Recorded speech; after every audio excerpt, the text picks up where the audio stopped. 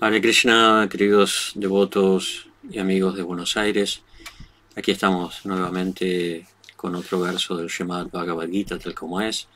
Esta vez vamos a leer y hablar sobre el capítulo 7 del Bhagavad Gita, el texto número 4.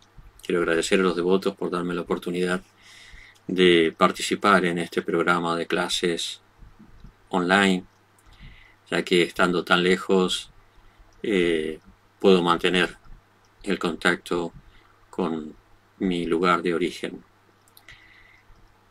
Entonces, como decía, vamos a leer el Bhagavad Gita, pero primero vamos a invocar al Señor a ver si me da un poco de inteligencia para poder ampliar lo que se dice en el verso y el maravilloso significado de Prabhupada. Om Namo Bhagavate Vasudevaya. Om Namo Bhagavate Vasudevaya. Om Namo Bhagavate Vasudevaya. El verso dice: Bhumirapo nalovayu kanmano buddhirevacha Ohankara iti yadme vina prakriti ashtada. Y la traducción de cada palabra, Prabhupada va a traducir de esta manera: Bhumi, tierra; Apa, agua; Onala, fuego; Vayu, aire; Kam, éter; Mana, mente; Buddhi, inteligencia; Eva, ciertamente; Cha, y; Ahankara, ego falso; Iti, así pues; Iyam, todos estos; Me, mi; Vina, separadas; Prakriti, energías; Ashtata, óctuple. La traducción completa dice: la tierra, el agua, el fuego, el aire, el éter, la mente, la inteligencia y el ego falsos, estos 8 elementos en conjunto constituyen mis energías materiales separadas. Significado: la ciencia de Dios analiza la posición constitucional de Dios y sus diversas energías. La naturaleza material se denomina Prakriti, o la energía del Señor en sus diferentes encarnaciones, expansiones, Purusha, tal como se describe en el Satvata Tantra. Vishnu tu trini rupani purusha kyani to vidu ekantu mahata shastrir dvitiyantu anda sanstitan tritiyan sarvabhutastan tani gyatva vimuchyate. Para llevar a cabo la creación material, la expansión plenaria del Señor Krishna adopta la forma de 3 Vishnus. El primero de ellos, el Mahavishnu, crea la energía material total, conocida como el Mahatattva. El segundo, Garbhodakasai Vishnu, entra en todos los universos para crear diversidades en cada uno de ellos. El tercero, Kshirodakasai Vishnu, se difunde por todos los universos, en forma de la superalma omnipresente, y se conoce como Paramatma. Él está presente incluso dentro de los átomos. Todo aquel que conozca estos 3 Vishnus se puede liberar del enredo material. Esto es del, como habíamos dicho, Satvata Tantra. Este mundo material es una manifestación temporal.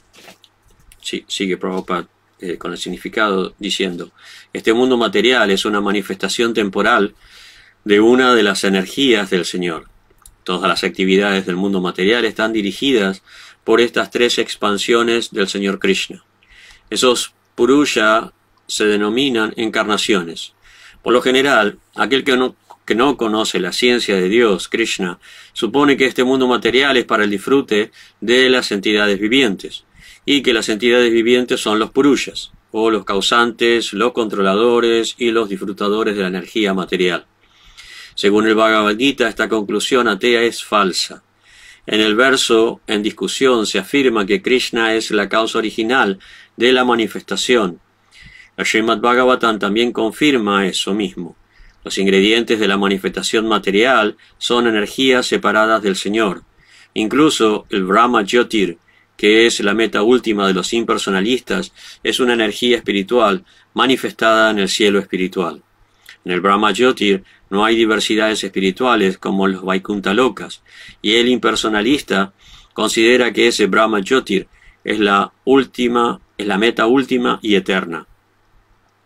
La manifestación Paramatma también es un aspecto temporal y omnipresente del Kshirodakasai Vishnu. La manifestación Paramatma no es eterna en el mundo espiritual. En consecuencia, la auténtica verdad absoluta es la suprema personalidad de Dios, Krishna. Él es la persona energética completa y posee diferentes energías separadas e internas. En la energía material, las principales manifestaciones son 8, tal como se mencionó antes. De estas, las primeras 5 manifestaciones, es decir, la tierra, el agua, el fuego, el aire y el cielo, se conocen como las 5 creaciones gigantescas o creaciones burdas, dentro de las cuales se incluyen los 5 objetos de los sentidos. Estos objetos son las manifestaciones del olor, el sabor, la forma, el tacto y el sonido físico. La ciencia material abarca estas 10 cosas y nada más. Pero las otras 3, es decir, la mente, la inteligencia y el ego falso, son desdeñadas por los materialistas. Los filósofos que se ocupan de las actividades mentales tampoco tienen conocimiento perfecto porque no conocen la fuente última, Krishna. El ego falso, yo soy y es mío, que constituye el principio básico de la existencia material, comprende 10 órganos de los sentidos para las actividades materiales. La inteligencia se refiere a la creación material total, denominada el Mahatattva. Por lo tanto, de las 8 energías separadas del Señor, se manifiestan los 24 elementos del mundo material, que constituyen el tema de la filosofía Samkhya atea. Originalmente, ellas son productos de la energía Krishna y están separadas de él, pero los filósofos Samkhya ateos, que poseen muy escaso conocimiento, no saben que Krishna es la causa de todas las causas. El tema que se discute en la filosofía Samkhya trata únicamente de la manifestación de la energía externa de Krishna, tal como se describe en el Bhagavad Gita. Vamos a repetir el verso. Bhumirapo nalo vayu kanmano buddhirevacha ahankara iti anme vina prakriti astada. La tierra, el agua, el fuego, el aire, el éter, la mente, la inteligencia y el ego falso, estos 8 elementos en conjunto constituyen mis energías materiales separadas. Om Gyanantimirandasya Gyananjana Shalakaya Chakshurun Militangena Tasmai Sri Gurave Namaha Mukam Karoti Vachalam Pangulangagate Girin Yakri Patanaham Bande Sri Guru Ninataranam. Bien, entonces estamos en el capítulo 7 y Krishna le está describiendo a Arjuna el mundo, los seres, la situación de los seres, las relaciones, la relación de él con el mundo. Y en este verso él hace un resumen de parte de la filosofía Samkhya. Hay 2 escuelas principales de la filosofía Samkhya. El Samkhya fue originalmente enseñado por un avatar del Señor llamado Kapila, y eso quedó registrado en el Bhagavad Purana. Allí podemos encontrar condensada la filosofía Samkhya, y Prabhupada ha escrito un hermoso libro sobre estas enseñanzas que Kapila le dio a su madre Devahuti, ¿no? Las enseñanzas de Kapila, el hijo de Devahuti. Y Prabhupada hacía énfasis en esto del hijo de Devahuti porque la otra escuela del Samkhya fue presentada o tomada o plagiada por otro Kapila, que no era el hijo de Devahuti, y que de los diferentes elementos que se consideran en el Samkhya, él obvió, ignoró, no mencionó, por la razón que sea, si era porque no le gustaba o porque no creía o por lo que fuera, al Mahapurusha o a Dios. La filosofía Samkhya es una filosofía dual, a diferencia del Vedanta. El Vedanta es una filosofía monista en el sentido de que la verdad es una. Después depende cómo nosotros interpretemos esa unidad, si es una en el sentido total y que no hay dos, o si es una con diferentes partes, ¿no? Como decía Ramanujacharya, que el uno tiene cualidades, ¿no? El Brahman tiene cualidades, ¿no? Por eso él llamó su filosofía Vishishta Advaita. Es uno, es Advaita, es no dual, pero simultáneamente tiene cualidades. No es un absoluto, un uno sin características, sin cualidades, informe, no. El uno tiene cualidades, el Brahman tiene cualidades, y esas cualidades son el mundo material y las almas. Entonces, ahí el mundo material, Prakriti, está incluido en ese uno. Por eso es que el Vedanta es una filosofía monista o no dual, en ese sentido, ¿no? Que no se confunda que estoy acá predicando filosofía advaita, impersonalista, ¿no? En el sentido de que, y de hecho el señor Chaitanya tomó, o la filosofía del señor Chaitanya se asemeja mucho más a la filosofía de Ramanuja que la filosofía de Madhva, porque Madhva hizo una separación mucho más radical, mucho más terminante entre la filosofía de Shankara y la filosofía Tattvavadi, la filosofía de que él presentó. Es decir, él no, como dijéramos en Argentina, no transó con esa unidad que contemplaba Ramanuja. Él dijo, no, de unidad nada. De todas maneras, para él la verdad absoluta era Dios. Pero bueno, Ramanuja presentó esa idea de que el uno tiene cualidades. Entonces, Prakriti es una de esas cualidades, como decía antes, las almas son una de esas cualidades, pero todo está incluido en esa verdad absoluta única, a diferencia del Samkhya. A eso iba originalmente. A veces me desvío un poco, les pido disculpas. El Samkhya es una filosofía dual, no es monista. No me sale ahora ningún otro nombre. Perdón. Seguramente hay otros nombres, pero ahora, ¿no? Con la edad voy perdiendo un poco las capacidades de la memoria.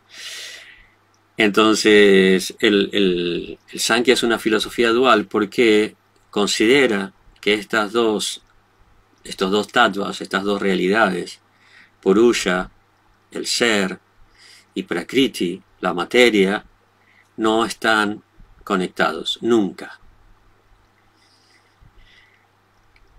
Especialmente en el Samkhya del Kapila ateo, como dice Prabhupada, ¿no?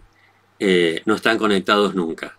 La conciencia es una forma en realidad simbólica de representar el hecho de que el alma, que es consciente, Purusha, nunca puede entrar en contacto con la materia, que es inconsciente, que es inerte. O sea, separó ¿no? En esa filosofía se separa completamente esta relación entre Purusha y Prakriti. Nunca puede entrar en contacto, porque son dos naturalezas no solamente distintas en un sentido de que una es consciente, que una tiene unas cualidades y la otra tiene otras cualidades, sino que son dos naturalezas que pertenecen a dimensiones diferentes, la dimensión espiritual y la dimensión material. Y estas dos dimensiones, por el hecho de ser dos dimensiones distintas, no entran en contacto, ¿no? Como a veces se habla de los fantasmas que pueden pasar a través de las paredes. Son dos sustancias que no pueden entrar en contacto porque están separadas dimensionalmente. No, disculpen si me enredo yo solo, me complico un poco en la explicación, pero creo que se entiende bastante bien con ese ejemplo. Entonces, para el Samkhya, que es básicamente lo que se está presentando acá, y Prabhupada está explicando en el significado, desde un punto de vista devocional, desde un punto de vista teísta, él explica cómo Purusha, en este caso lo dice de una manera más específica, es decir, las encarnaciones, ¿no? Acá Prabhupada dice, todas las actividades del mundo material están dirigidas por estas tres expansiones de Vishnu, expansiones Vishnu del Señor Krishna.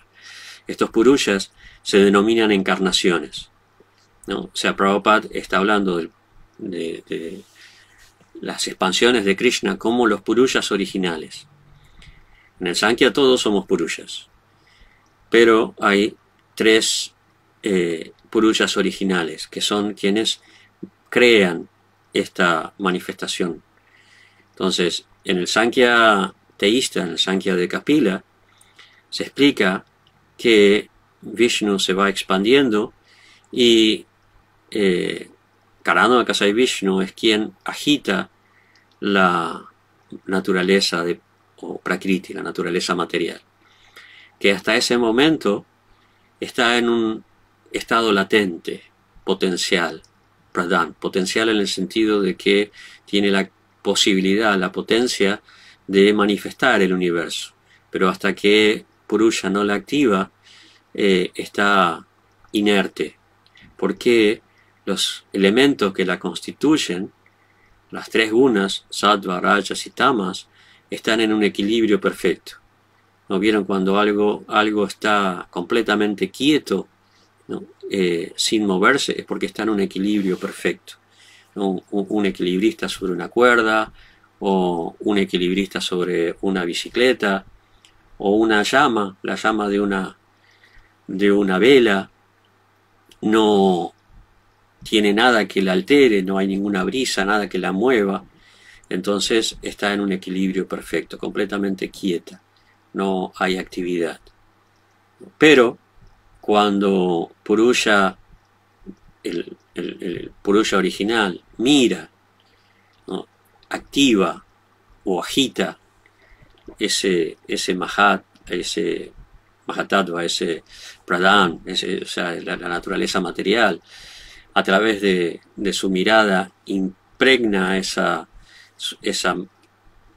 sustancia con las entidades vivientes, estas gunas se desequilibran. Fundamentalmente lo que hace es activar Rajoguna. Rajoguna es la activa, las otras dos no. Tamaguna, sabemos, es inerte, es la manifestación, es lo que se manifiesta en la forma de los objetos burdos, gruesos, y Sattvaguna está en equilibrio. Generalmente, si no está en contacto con las otras, si no está activada por las otras, también es inerte, pero en un sentido más sutil, más abstracto. No es burda, es completamente casi rayando lo trascendental. Es justamente el otro polo, la oposición de esa tamaguna material.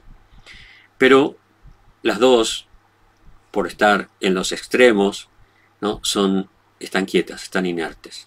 La que activa, la que mueve la cosa ahí es Raja Guna, que empieza a hacer que las tres interactúen, y de la interacción de las tres comienza a manifestarse el mundo material. Entonces, cuando se manifiesta este mundo, Garbhodakashayi Vishnu entra, se manifiesta a través de la forma de burbujas que surgen de los poros de Karanodakashayi Vishnu. Karana significa causa, ¿no? Quien está es el Vishnu que está acostado en el océano causal. Va manifestando estos diferentes universos y va expandiéndose y entrando en cada uno de los universos. Y en cada uno de los universos también se acuesta en el océano de Garbo y el océano de transpiración que él produce y que llena hasta la mitad del universo con esa transpiración. Se acuesta ahí y en su sueño crea a Brahma y crea todos los elementos y crea la posibilidad de que todos los elementos del universo se manifiesten, los planetas, los seres, todo lo que nosotros podemos encontrar en el universo. Y luego se expande nuevamente en mucha mayor cantidad en la forma de Kshirodakashayi Vishnu. Kshirodakashayi Vishnu reside en Svetadvip, y donde hay un océano de leche, y en ese océano de leche también se acuesta y duerme. Pero no es que duerme y no pasa más nada, ¿no?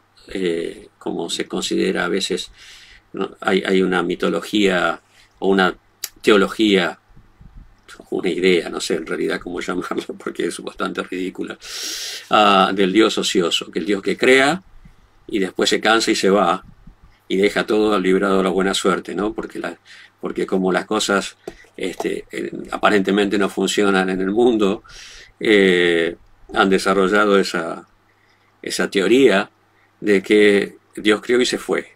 Entonces nos dejó librados a nuestra suerte, y por eso es que se manifiesta el sufrimiento y el dolor y la miseria y el mal y todo lo malo que nosotros podemos encontrar en el mundo, ¿no? Esa es la teoría del Dios ocioso, ¿no? Pero Vishnu, si bien se acuesta y duerme, no está inconsciente y no está desaparecido y no está ocioso, ¿no? Él sigue creando, controlando, manteniendo, manifestando todo lo necesario para que el mundo evolucione de acuerdo a su objetivo, ¿no? Como tiene que evolucionar. Entonces, en esa evolución, según el Samkhya, Prakriti va manifestando, ¿no? O se van desarrollando en la interacción de las gunas los diferentes elementos que crean este mundo, que manifiestan todas las cosas. Y todo esto está basado, o sea, la filosofía Samkhya se basa fundamentalmente en una teoría, en un principio filosófico, que es la teoría de Satkarya Vada. Vada quiere decir teoría de la causa y el efecto. Es decir, todo se produce a partir de una causa. Y la causa original es lo que decíamos antes. La causa original son estos tres purushas que van expandiéndose y van manifestando los universos. En la teoría, en el Samkhya ateo, la causa es la interrelación entre purusha, que no está definido qué es ese purusha, quién es ese purusha. Si se dijera, o sea, si se explicara ahí que ese purusha es Dios, como en el Samkhya ateísta, entonces sería mucho más fácil. Es un problema que tuvieron los filósofos Samkhya durante mucho tiempo, cientos de años, y al final se originaron escuelas teístas, porque si no, no había forma de explicar, ¿no? Si todos los purushas, hay muchos purushas, ¿no? Porque para el Samkhya hay diversidad de purushas. ¿Cómo fue? ¿En qué momento se entraron en contacto Purusha y Prakriti. ¿Quién fue el primero?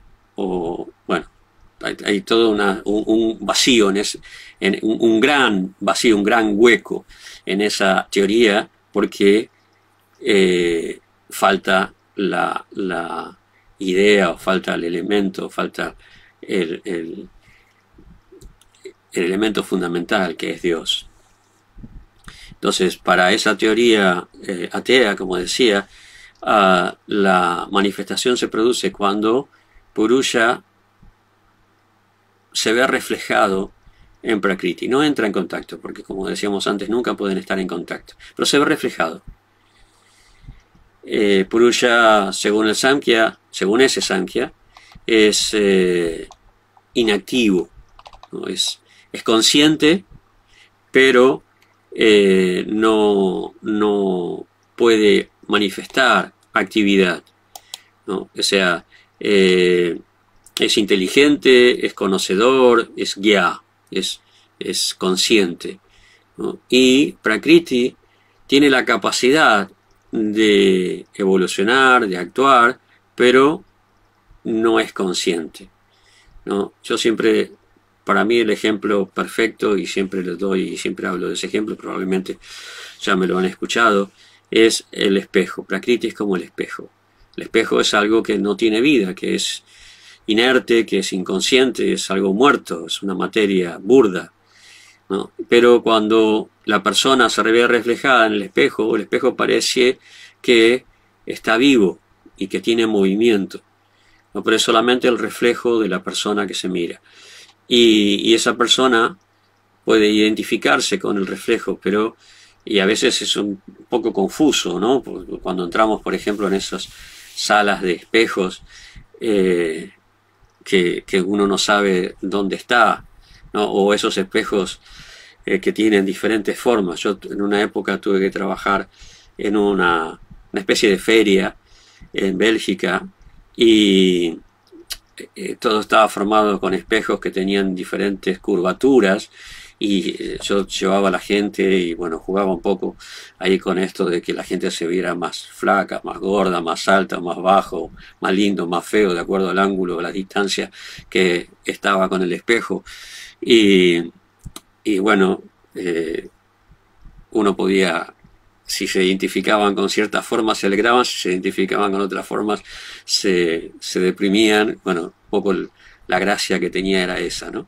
Y a veces la gente también hace, ¿no? Eso, que quiere verse más delgada. Bueno, si tiene un espejo que alarga su figura, se puede ver más delgada, y así por el estilo, ¿no? Pero se identifican, la idea de la que estoy hablando es la identificación de la persona con la imagen reflejada suya en el espejo. Entonces el espejo ahí parece que tuviera vida, pero en realidad es materia inerte. Y esa es la idea detrás de esta simbiosis, detrás de esta relación entre Purusha y Prakriti. Nunca entran en contacto, pero se afectan uno al otro. Purusha afecta a Prakriti porque activa su vida, digamos, activa su actividad, valga la redundancia. Le da origen a la actividad. Y por otro lado, Prakriti le da la posibilidad a Purusha de tomar mejor conciencia de sí mismo, ¿no? La idea de esta interacción en este Samkhya ateo es que el Purusha pueda ser plenamente consciente de su naturaleza eterna, consciente, diferente de la materia, diferente de Prakriti, que es temporal, ¿no? Aprende a valorar, apreciar su eternidad. Claro, esto no, como decía antes, sin la idea de Dios, queda un poco rengo, ¿no? Es una filosofía que queda, y por eso es que fue absorbida por el Vedanta. Encontramos elementos que son muy prácticos y muy útiles. La descripción que el Samkhya hace del mundo material es fantástica. Bueno, de hecho es una filosofía originada por Dios, así que no puede ser de otra manera. Eh, pero al desposeerla del concepto de Dios, queda renga, ¿no? En el Bhagavad Gita vamos a encontrar muchísimas partes donde Krishna habla filosofía Samkhya. Entonces, a raíz de esa interacción entre Purusha y Prakriti, Prakriti comienza a desarrollar, a evolucionar diferentes elementos, ¿no? Y esta filosofía recibe ese nombre, Samkhya, justamente porque enumera, categoriza la naturaleza material en 24 o 25 elementos, depende si es la filosofía teísta o la filosofía atea, ¿no? La filosofía atea menciona 24 elementos, pero porque falta Dios ahí, el elemento 25, el Purusha original. Entonces, de esa interacción entre las gunas, ¿no? Que son quienes van a evolucionar creando esos elementos, se manifiesta todo el universo, ¿no? Lo primero que aparece es el Mahat, o el universo manifestado. El Mahat es la base del elemento cognitivo, es, ¿cómo puedo decir? Es la base del intelecto, la inteligencia colectiva, ¿no? También se lo llama Buddhi, como en el Vedanta. Solo que en el Vedanta el primer elemento que se considera que es más sutil dentro de la materia es el ahamkara, ¿no? El ego falso. Acá, y después viene Buddhi, la inteligencia, y después viene manas. Aquí es al revés, en el Samkhya es al revés. Primero se manifiesta el Buddhi o el Mahat, ¿no? Porque es la parte que se aprecia en el Samkhya, es la inteligencia. Entonces, que considera que la inteligencia está por encima del ego falso. Y después viene el ahamkara, ¿no? El ahamkara que es el principio de identificación, ¿no? Es eso que yo hablaba antes de cuando la persona se mira en el espejo y se piensa que es ese reflejo, ¿no? Eso es el ahamkara, ¿no? Yo me miro en el espejo y pienso, bueno, estoy sin pelo, tengo bigote, tengo tantos años, tengo, no sé, este color de piel, etcétera.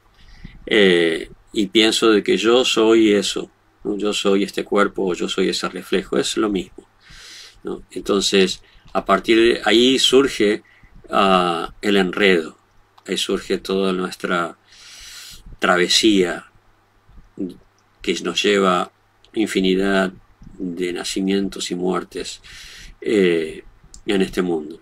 Y hay tres tipos de ahamkara según el Samkhya. Está el Sattvika ahamkara, es decir, el ego en la modalidad de la bondad.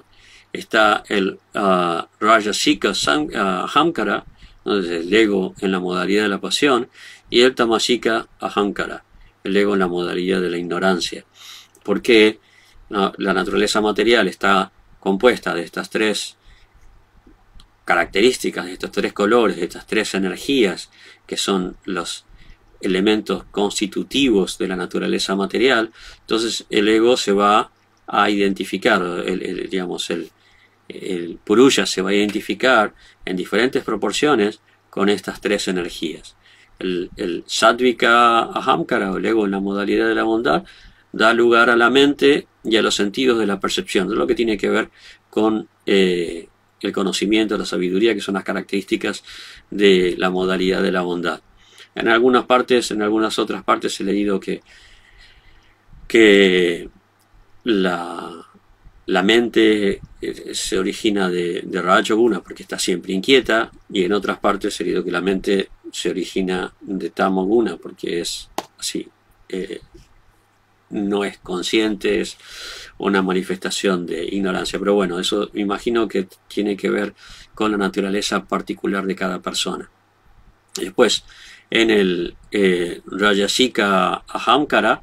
A partir de ahí, de esa identificación, se van a originar los órganos de la acción, ¿no? Lo que son los karmendriyas, los órganos que van a permitirnos movernos y actuar e interactuar en el mundo. Y los órganos vitales, los principios vitales que nos permiten eso. Y después el ego que está en contacto o que se desarrolla a partir de la ignorancia, el tamasika ahamkara, genera los elementos burdos, los elementos burdos y sutiles, los elementos que constituyen la materia en sí, con la cual el purusha va a interactuar en su ilusión, ¿no? Los elementos sutiles son 5, el sonido, el tacto, la forma, el sabor, el olor. Los elementos burdos son el éter, el aire, el fuego, el agua y la tierra. Es decir, los elementos burdos son lo que da la posibilidad de que los sutiles se manifiesten. Es decir, son el soporte, el elemento en el que, por ejemplo, el éter es el elemento en el que el sonido se manifiesta, ¿no? El aire es el elemento en el que el tacto se manifiesta, ¿no? El fuego es el elemento en el que la forma se manifiesta. El agua es el elemento en el que el sabor se manifiesta, y la tierra es el elemento en el que el olor se manifiesta. Entonces los sentidos y la mente van a generar estos los órganos sensoriales a través de los cuales nosotros podemos percibir estos elementos sutiles, ¿no? El sonido, la forma, el sabor, el olor, etc., ¿no? Estos sentidos de percepción, gyanendriyas, ¿no? Que, como decía antes, surgen de la modalidad de la bondad, ¿no? De Sattva Guna. Y así va desarrollando todo el Samkhya, toda una interpretación, una forma de explicar el mundo, para que los purushas, las personas, puedan entender en qué constituye todo este enredo en el que nos encontramos, ¿no? O sea, a lo largo de la historia el ser humano se ha preguntado quién soy, de dónde vengo, por qué estoy acá. Se han desarrollado muchísimas teorías. El Samkhya nos explica de una forma muy práctica y muy cercana a lo que podríamos considerar ciencia actualmente. O sea, surge de la revelación que da Kapila, pero después de Kapila también se desarrollaron muchas explicaciones. O sea, le da a los seres humanos la posibilidad de racionalizar, de explicar, de entender, de encontrar respuestas en la razón de este mundo, y cómo liberarse, porque es como se dice, una ingeniería inversa, ¿no? Ingeniería inversa consiste en que yo recibo algo que no tengo la menor idea de que para qué es, ¿no? Y comienzo a separar las partes para poder por un lado encontrarle sentido, ver cómo funciona, pero fundamentalmente para comprenderlo y tal vez reproducirlo, ¿no? En el caso del Samkhya nos da la posibilidad de desarrollar una ingeniería inversa para poder liberarnos, ¿no? Como decía antes, de acuerdo al Samkhya, la función de esta relación entre Purusha y Prakriti es que Purusha pueda comprender su identidad espiritual, su identidad eterna, su identidad consciente, diferente de la naturaleza temporal y inerte, inconsciente de Prakriti, ¿no? En el Bhagavad Gita, en el Srimad Bhagavatam, encontramos mucha muchas formas, muchos ejemplos de la diferencia entre estas dos naturalezas, especialmente en el capítulo 2 del Bhagavad Gita, está muy claro. Ahí Krishna va a decir que la naturaleza distinta de estos dos elementos, Nashato Vidate o Navavo Vidate Sataha o Vayora Pidriston Tas Tuanayos Tattva-darshivi. Cuando dice Tattva-darshivi, quiere decir esas personas que pudieron entender la diferencia entre lo que es temporal y lo que no lo es. Nasat, ¿no? Y Sat. Lo que no es eterno, lo que no es real, justamente dice eso, ¿no? Lo que no es eterno en realidad no es real, porque esa temporalidad nos está mostrando que es una ilusión, ¿no? Si yo les digo que esto es un auricular y en, supongamos, no sé, un minuto desaparece, ustedes me van a decir, no, ahí no había ningún auricular, era solamente una ilusión, porque parecía que parecía que existía un auricular ahí y ahora no existe más. Entonces es una ilusión, no es realmente un auricular. Esa es la irrealidad de las cosas temporales, ¿no? Desde el punto de vista de la eternidad, algo que dura un tiempo, el tiempo que sea, pero desde el punto de vista de la eternidad, no importa cuánto tiempo sea, no es nada. Puede ser un segundo, pueden ser 1000 años, pero desde el punto de vista de la eternidad, 1000 años no son nada, ¿no? Es decir, es como para nosotros, desde el punto de vista de Brahma, prácticamente no existimos, ¿no? Todas las millones de años que dura un día de Brahma, para nosotros, para él son solo 12 horas. Entonces, desde el punto de vista de Brahma, nosotros no existimos prácticamente. Nuestra vida es una ilusión completa, algo que pasó, se fue, y puede que nos haya dejado algunas sensaciones, pero ya no está. Entonces, desde el punto de vista de la realidad de la existencia, al no estar más, es simplemente el recuerdo, es una ilusión, es un sueño, ¿no? Como cuando nos despertamos a la mañana y todo lo que estuvimos soñando a la noche desapareció. No importa si era lindo, si era feo, si lo disfrutamos o lo sufrimos, desapareció, no está más, ¿no? Y por más que uno tenga la sensación de, supongamos que tuvimos una pesadilla de temor, ¿no? Alguien va a venir y nos va a decir, no pasa nada, no te angusties, eso ya no está más. Entonces, desde el punto de vista de la eternidad, Nasato Vidate Babu, Navabo Vidate Sataha, ¿no? Que lo que existe, lo que es, no deja de existir, ¿no? Y lo que es temporal, en realidad no tiene existencia. Eso es filosofía Samkhya.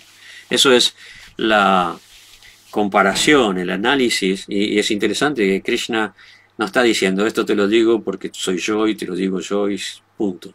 No, Krishna está mostrándonos cómo él da el conocimiento o le da las herramientas a los seres humanos para que los seres humanos puedan aprender, porque esa es la función que tenemos en este mundo, por eso estamos en este mundo, para aprender. Entonces nos da las ideas y las herramientas y las formas en que nosotros podemos aprender en este mundo. O sea, hay muchas técnicas de pedagogía, ¿sí? En la historia de la pedagogía, el ser humano ha enseñado de diferentes formas, ¿no? Sócrates usaba la dialéctica y en fin, hay muchas maneras, hay procesos deductivos, hay procesos inductivos, hay experiencia práctica, en fin, Dios nos da la posibilidad de aprender a través del razonamiento, a través de la experiencia, ¿no? Y el Samkhya nos da estas alternativas, estas opciones de que nos presenta una forma de entender el mundo, un orden, una clasificación de distintos elementos que nosotros podemos contemplar, experimentar y comprender la relación que hay entre estos elementos. Todo eso forma parte del uno, es decir, Dios y sus energías. Todo forma parte del uno. Pero aquí, ¿no? Vimos incluso en el verso del Bhagavad Gita que dice, esas son mis energías separadas. Nada está separado de Dios en un sentido. Todo está conectado porque Él es la fuente de todo. Si estuviera separado, dejaría de existir. No podría existir. Nada está separado, ¿no? Pero Él dice, estas son mis energías separadas. Porque de esa manera nosotros podemos entenderlos. La mente, la inteligencia, el ego falso. Cuando hablamos del cuerpo, por ejemplo, cuando hablamos del cuerpo estamos hablando, decimos tierra, pero es una forma simbólica de decir, ¿no? Se refiere a todos los elementos sólidos, todo lo que está sólido, todo lo que es sólido en nuestro cuerpo, ¿no? Cuando hablamos de Bhumir, Apo, agua, no estamos hablando de agua simplemente, estamos hablando de todo lo que se manifiesta en forma líquida, ¿no? Cuando hablamos de aire, sabemos que en nuestro interior hay gases, hay metano. Eso siempre tenemos alguna experiencia, ¿no?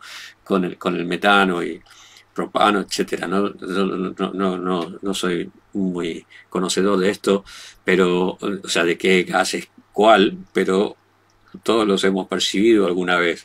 Entonces sabemos que hay gases en el cuerpo. Todos los elementos gaseosos, ¿no? A eso se refiere con el aire, ¿no? El fuego, no hay fuego, no nos estamos quemando, pero sí hay combustión. Nuestra digestión se basa en una combustión, ¿no? Yataragni, el fuego de la digestión. Por eso es que producimos calor, tenemos una temperatura, ¿no? Y si no hay suficiente fuego, esa temperatura baja y nos enfermamos, o si hay demasiado fuego, esa temperatura sube y nos enfermamos también, ¿no? Tenemos que estar en un rango muy específico de temperatura corporal, ¿no? Hay una combustión, eso es lo que produce el calor. ¿Y qué me falta? Bhumir, Apo, Nala, Vayu, ¿no? Son cinco elementos: tierra, fuego, aire, agua y éter, ¿no? Hay un espacio, ocupamos un espacio. Eso es el Kam, hay otra palabra, no me acuerdo ahora, bueno, no importa, el éter, ¿no? Que es como Prabhupada lo ha traducido. No es el éter que se vende en la farmacia, ¿no? Bueno, no sé si lo vende todavía. Cuando yo trabajaba en la farmacia de mi papá se vendía éter, supongo que sí. Entonces esos elementos están contenidos en el cuerpo, no en esa forma literal, ¿no? Sino es una forma simbólica de describir y de clasificar los constituyentes de nuestro cuerpo. Y después hay elementos más sutiles. Prabhupada en el significado estaba diciendo, ¿dónde está? Estaba diciendo que en la ciencia se pueden estudiar los elementos burdos, gruesos, ¿no? La ciencia sí, la ciencia material abarca estas 10 cosas y nada más. O sea, los 5 elementos burdos y los efectos o los elementos sutiles que se manifiestan en esos elementos burdos, ¿no? Pero cuando se habla de los elementos sutiles, como la mente, la inteligencia y el ego falso, ahí ya se les escapa porque no saben de qué está constituido, o sea, no lo toman como un elemento. Hay muchísimas discusiones en relación con la mente, inteligencia y ese sentido de identidad, el ego falso. Hay un chiste que alguien una vez supuestamente preguntó en inglés, ¿qué es la mente? En inglés tiene sentido, en castellano no va a tener sentido, pero a ver si lo puedo. Le preguntaron a un psicólogo o un psiquiatra, no sé, ¿qué es la mente? What is the mind? Y dijo, doesn't matter. Doesn't matter literalmente quiere decir no es materia, pero la frase en realidad se usa para decir no importa. Doesn't matter. Y le volvieron a insistir. What is the mind? Y dijo, never mind. ¿No? Exactamente lo mismo. O sea, never mind dice nunca mente, pero la traducción en realidad en que se usa esa frase es no importa. También volvió a insistir en la misma respuesta. ¿No? Doesn't matter, no importa. Never mind, no importa. El inglés no es mi fuerte, nunca lo he aprendido un poco de oído, así que quizás haya alguien que me diga, no quiere decir eso, puede ser. Pero la idea del juego de palabras es ese, que no saben, fundamentalmente no saben, te dicen, no importa, porque no saben. Sí que importa, ¿cómo no va a importar? O sea, sí es un elemento fundamental en nuestra personalidad, nuestra mente, nuestra inteligencia. De hecho, antiguamente y todavía hoy en día en muchas escuelas filosóficas y pensamientos religiosos se identifica al ser, ¿no? con la mente o con la inteligencia. Bueno, de hecho, la palabra, Prabhupada explica que la palabra Atman, de acuerdo al contexto, puede significar el ser, o puede significar la inteligencia, el ser, o puede significar la mente, o puede significar el cuerpo, de acuerdo al contexto en que se utilice la palabra Atman. Pero normalmente nosotros lo usamos en el sentido de ser. Antiguamente los griegos decían psique, ¿no? Y se identificaba la psique con algunas escuelas filosóficas con el principio vital o la identidad, ¿no? La psique, lo que es la mente, ¿no? Y se confundía muchas veces el sentido de la palabra, si era el espíritu o si era la mente o si era la conciencia.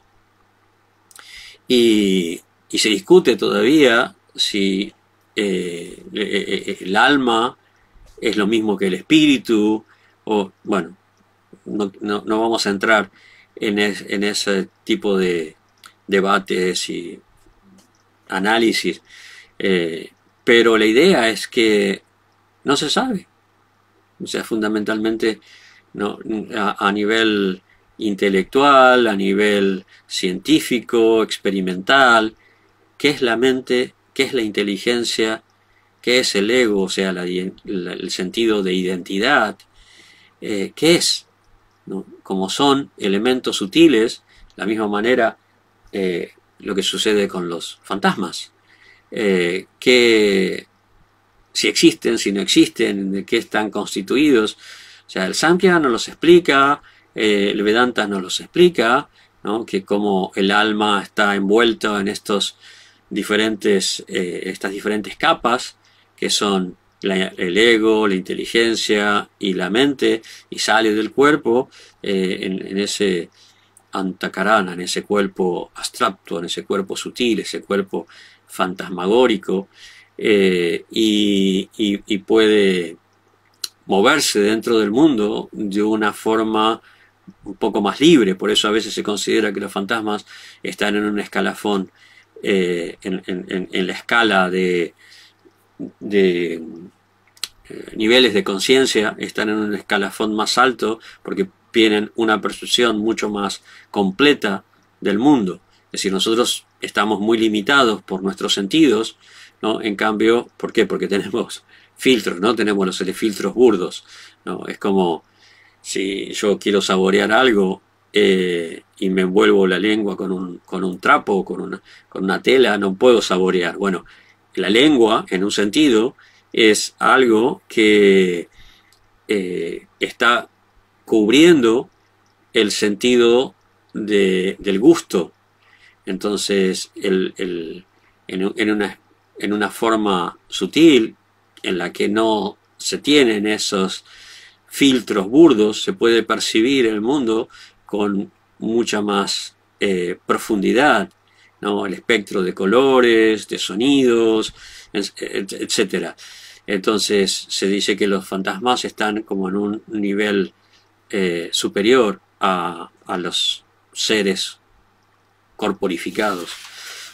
Pero bueno, como no se ven, no se pueden estudiar, porque están, como decíamos antes, en otra dimensión, en otro estado, están desfasados de nuestra dimensión, no se los considera, ¿no? Son un misterio, ¿no? Hay veces ahí aparecen alguna manifestación, aparecen de alguna forma o hacen algo que llama la atención y algunos se lo explican de esa manera, o hay un fantasma, y otros tratan de encontrar explicaciones racionales, científicas, porque no hay forma de estudiarlos.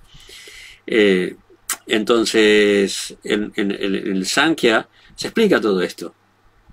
En el Sankhya, en el Bhagavad Gita, se nos dan diferentes ideas de qué es, nos dan tips, ¿no? No me sale estoy tan acostumbrado a veces a leer estas palabras, estos anglicismos, que uno pierde el vocabulario en castellano. No, estos tips, perdonen.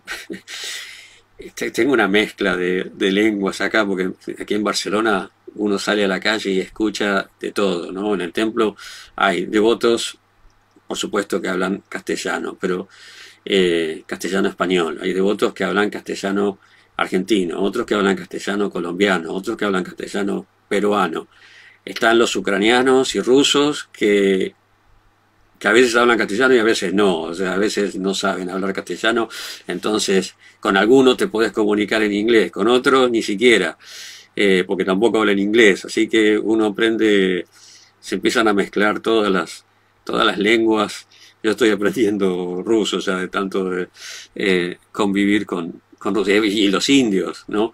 Que vienen, te hablan en bengalí, en hindi, especialmente, que me ven cara de indio, a mí empiezan a hablar en hindi, así que tengo un berenjenal en la cabeza con los idiomas, que decir de mantener el castellano argentino que trato. Bueno, perdón, vuelvo. El Samkhya nos da ciertas, el Bhagavad Gita, Krishna, Kapila, a lo largo a través de sus diferentes avatares, de sus diferentes encarnaciones, nos dan las herramientas para que nosotros podamos evolucionar, que nuestra conciencia pueda evolucionar y volver a casa, de vuelta a Dios, recuperar nuestra identidad original. Y esa es la idea de estos capítulos, ¿no? En el verso 2 decía: ahora te voy a exponer por completo este conocimiento que es tanto material como espiritual. Y al conocer esto no te quedará nada más por conocer, que le da el fundamento. Le da el fundamento para entender el mundo, para entenderse a sí mismo, para entender la naturaleza espiritual, para entender a Dios, ¿no? Pero le dice, esto es difícil, ¿no? Porque no es algo tan simple. La gente está en otra búsqueda, en un sentido espiritual, en otra búsqueda. Están tratando de disfrutar materialmente.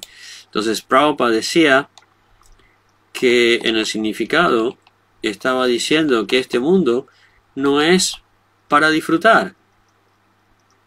¿Dónde estaba diciendo eso? Creo que al principio del significado.